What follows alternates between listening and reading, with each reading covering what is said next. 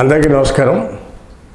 ఆంధ్రప్రదేశ్ రాష్ట్ర రాజకీయాల్లో YCP party పరిస్థితి కొద్దిగా విచిత్రంగా ఉందనేది చెప్పక తప్పదు.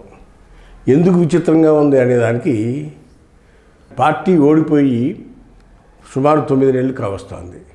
ఈ 9 నెలల్లో ఊహల్లో విహరిస్తున్నారు వైసీపీ నాయకులు. ఊహలు అంటే ఏంటి అనుకోవచ్చు మీరు.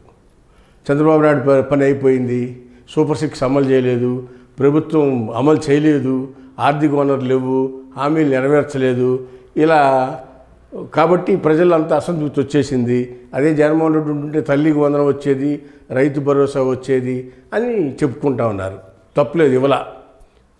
కూటమి ప్రభుత్వం వచ్చినాక తల్లికి వందనం ఇవ్వలేదు, రైతు భరోసా ఇవ్వలేదు, ఆర్టీసీ బస్సు కూడా సాయం చేయలే. ఈ 3 పథకాలు చేయలే. అయితే బడ్జెట్లో ప్రవేశపెట్టారు ఇప్పుడు. అయితే వీటి మీద వైసీపీ పెద్దలందరూ కూడా, నాయకులు కూడా ఊహల్లో ప్రభుత్వం ఫెయిల్ అయిపోయింది, అటర్ ఫ్లాప్ అయిపోయిందని వివరిస్తున్నారు. దానికి తోడు పార్టీ వ్యవస్థాగతంగా రిపేర్లు చేసుకోవాల్సిన అవసరం ఉంది. ఆ రిపేర్లు జరగట్లా, సక్రమంగా జరగట్లా. అయితే వాస్తవ రేఖ విరుద్ధంగా జరుగుతుంది.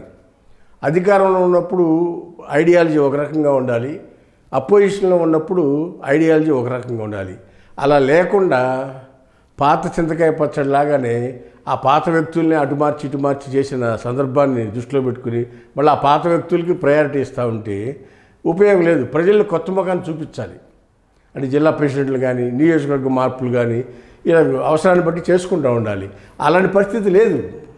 లేకపోగా ఊహల్లో వివరిస్తున్నారు. ఇది చంద్రబాబు నాయుడు అయ్యలేదు కాబట్టి ప్రజల్లో వ్యతిరేకత వచ్చేసింది అని ఈ మధ్యకాలంలో విద్యుత్ ఛార్జీల మీద కానీ, లేకపోతే తల్లికి వందనం పథకం మీద కానీ ధర్నాలు నిర్వహించడం జరిగింది. జనవరి, డిసెంబర్ కాలాల్లో, డిసెంబర్ 27, జనవరి 3 తారీఖులో. అవి కూడా ప్రజల నుంచి, కార్యకర్తల నుంచి మంచి స్పందన రాలా. ఇది వైసీపీ కార్యకర్తలు. దాంతో ఆ తర్వాత ఇంకో దాన్ని పిలిపించి కూడా ఆగిపోయారు. సరే, సంక్రాంతి వెళ్ళి కాడి నుంచి ప్రజల్లోకి వస్తారని జగన్మోహన్ రెడ్డి గారు, ఆయన రావట్లా. ఇట్లా ఒకదానికి ఒకటి పోస్ట్ పోన్ చేసుకుంటూ ప్రభుత్వం ఇచ్చే పథకాలు ఇవ్వలేదు కాబట్టి ప్రజల్లో వ్యతిరేకత వచ్చింది అనుకుంటారు. అయితే ఇటీవల ఉదాహరణ కృష్ణా, గుంటూరు, ఉభయ గోదావరి జిల్లాలకు సంబంధించిన గ్రాడ్యుయేట్ ఎలక్షన్స్ జరిగినాయి. ఆ ఎలక్షన్స్లో వైసీపీ అభ్యర్థులు పెట్టకపోవడం ప్రజల తప్పు. గెలిచినా ఓడిపోయినా అధికారంలో ఉన్నప్పుడు మా ఎమ్మెల్యే పదవులు అనిపించిన వాళ్ళు, ఎమ్మెల్సీ పదవులు అనిపించిన వాళ్ళు ఉన్నారు కదా, వాళ్ళు ఎవరో ఒకరు పోటీ పెట్టచ్చు కదా. ఓడిపోతాం, ప్రజల విశ్వాసం లేని ఓడిపోతాం. ఓడిపోతే ఏమైంది, మళ్ళీ రీఆర్గనైజ్ అవుతుంది పార్టీ. వాళ్ళు తెలుగుదేశం వాళ్ళు ఏం చేశారు, 6 నెలల ముందు అభ్యర్థులు నిర్ధారించుకున్నారు, ఓట్లు చేసుకున్నారు. అదేవిధంగా వైసీపీ కూడా అభ్యర్థులు నిర్ధారించి ఓట్లు చేర్చుకుని ఫైట్లోకి వెళ్తే అది ఆ గ్రిప్ ఉండేది కదా, కేడర్లో గ్రిప్ ఉండేది, కేడర్ అంతా కూడా కన్స్ట్రక్టివ్గా కన్సల్టేట్ అవుతే అవకాశం ఉండేది. అది లేదు. చివరి నిమిషంలో కృష్ణా, గుంటూరు దానికి లక్ష్మణరావు గారిని బలపరచమని ఇట్లా చెప్పడం వలన పెద్ద ఉపయోగం కనపడలేదు. అది కాకుండా పార్టీ చేయాల్సిన కార్యక్రమాలు చేయకుండా ప్రజల్లో వ్యతిరేకత వచ్చేసిందని మీడియా ముందుకు వచ్చి స్టేట్మెంట్ ఇవ్వడం వల్ల కూడా ఉపయోగం లేదు. తీరా చూస్తే అంతకుముందు ఎలక్షన్లోనేమో ఈవీఎంలు ట్యాంపరింగ్ జరిగిందనేది ఒక ప్రచారం చేశారు. అది కూడా వాస్తవం కాదనేది ఇప్పుడు బ్యాలెట్ ద్వారా జరిగింది. గ్రాడ్యుయేట్ ఎలక్షన్స్ ఒక 83,000 కృష్ణా, గుంటూరు గెలిచిన అభ్యర్థి రాజేంద్ర ప్రసాద్ గారికి వస్తే, పేరాబత్తుల రాజశేఖర్ గారికి ఏమో ఉమ్మడి గోదావరి జిల్లాల అభ్యర్థికి 75,000 వచ్చింది. మెజారిటీలో అప్పుడు అసెంబ్లీకి ఎలా వచ్చినాయో ఇప్పుడు కూడా ఆ విధంగానే వచ్చింది. ఎవరైనా నుంచొని అవతల అపోనెంట్ వీక్ క్యాండిడేట్లో ఉన్నామని, లేకపోతే లక్ష్మణరావు గారు ఏమి వీక్ క్యాండిడేట్ ఏం కదా, ఆయన 3 సార్లు ఎమ్మెల్సీ చేసిన వ్యక్తి, కమ్యూనిస్ట్ పార్టీ బ్యాక్గ్రౌండ్తో ఉన్న వ్యక్తి, ఆ మిత్రపక్షాలు బలపరిచిన వ్యక్తి. అలాంటి పరిస్థితుల్లో కూడా ఈ ఊహాగానాల్లో పార్టీ వ్యవహరించే కన్నా కూడా ప్రతిదాన్ని కన్స్ట్రక్టివ్గా పార్టీ కేడర్తో చర్చించి నిర్ణయాలు తీసుకుని కన్స్ట్రక్టివ్గా ఉండటం వల్ల ఉపయోగం ఉంటుందనేది ఈ సందర్భంగా మీ అందరికీ తెలియపరుస్తూ ఉన్నాం. అది కాకుండా కేడర్ ఊహాజనితంగానే ఉండి నాయకుడు కూడా ఊహాలోకాల్లోనే ఉంటే దానివల్ల వర్కౌట్ కాదు. పార్టీ అధికారం లేనప్పుడు కార్యక్రమాలు రూపొందించుకోవాలి. వాళ్ళు మనం చేసిన తప్పులేంటి, మనం ఎక్కడ మిస్ అయ్యాము అనేది రియలైజ్ అయ్యి వాటిని ప్రజల్లో పంచుకోవాలి.